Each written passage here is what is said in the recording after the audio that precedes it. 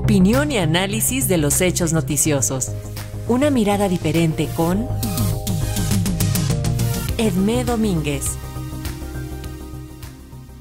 La doctora Edmé Domínguez Reyes, profesora en Relaciones Internacionales y Género en la Universidad de Gotemburgo, analiza la crisis humanitaria, económica, energética, política y ambiental por la que atraviesa el mundo, a 6 meses de la invasión de Rusia a Ucrania. A 6 meses de la invasión rusa a Ucrania. Ya son 6 meses de guerra y no hay señales de que esta termine. Al contrario, todos los pronósticos apuntan a una continuación de al menos 6, si no muchos más meses. Esto ha transformado todas nuestras perspectivas, planes, expectativas, sueños y angustias, por lo menos en Europa, pero también en el resto del mundo, como lo demuestra la crisis de los cereales, el alza en los precios de la energía, se llame petróleo, gas o de cualquier otra fuente no renovable, y la carrera inflacionaria que abarca a cada vez más países en el mundo, así como las alertas de recesión con las que amenaza la temporada de otoño. Recapitulando, ¿qué ha pasado en estos 6 meses?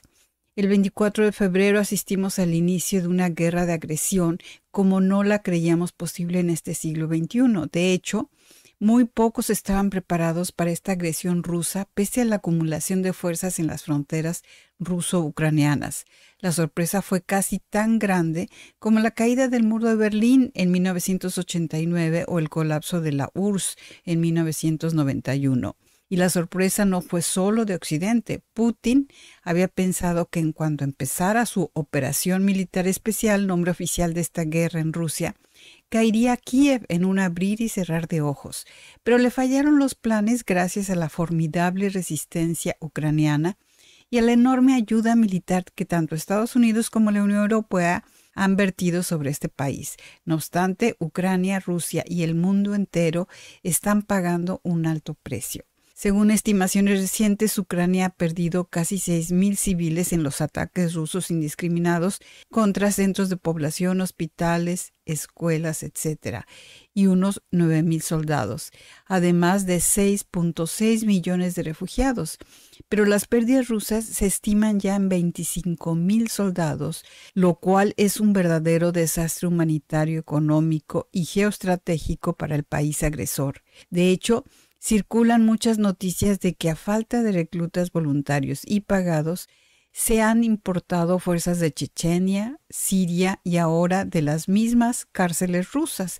Toda clase de criminales son ahora convertidos en soldados fieles a Putin.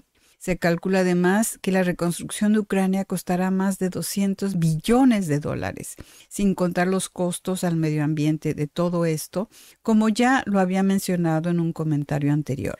Esto a nivel de las partes combatientes, pero además está el costo de los refugiados ucranianos que, aunque han sido aceptados y bienvenidos en casi todos los países europeos, se ven como una carga, al menos a corto plazo. Y lo más actual, el costo energético. La Unión Europea dependía en gran medida del gas y petróleo ruso, que ya se ha planificado disminuir a corto plazo para ser eliminado del todo como parte de las sanciones para el próximo año. Así que todos los países de la Unión se prestan a resolver cada uno como puede estos problemas de abasto y precio y prevén serios recortes de electricidad durante este otoño-invierno.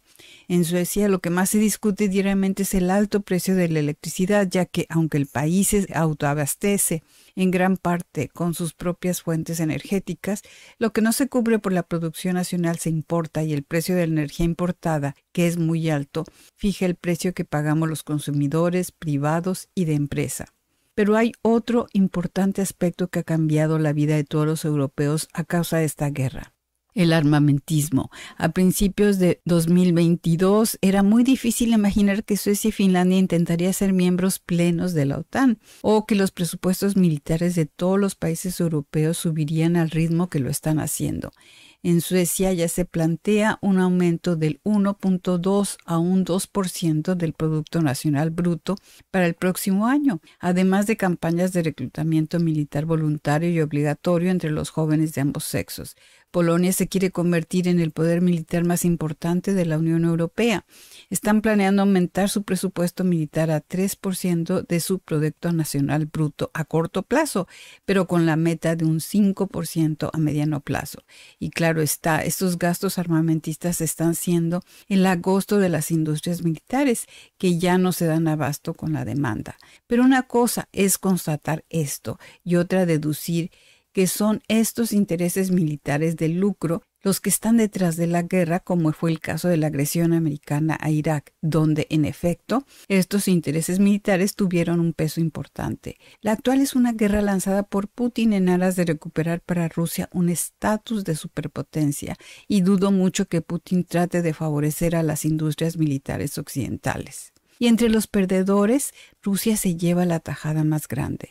El frustrado proceso de democratización que empezó en 1991 y que tan mal salió, gracias en mucho a los pésimos consejos de expertos económicos occidentales, entre ellos suecos, recreó un país de contrastes sociales extremos con una oligarquía depredadora y todos los ingredientes para el autoritarismo dictadura que hoy vemos.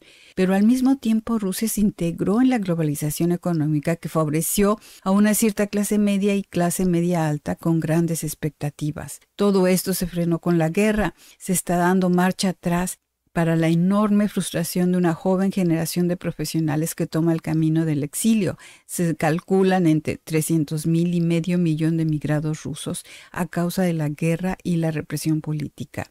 Son ya 6 meses de un horror humanitario, económico, político y ambiental, y nadie sabe cuándo veremos la salida del túnel, si es que la llegamos a ver.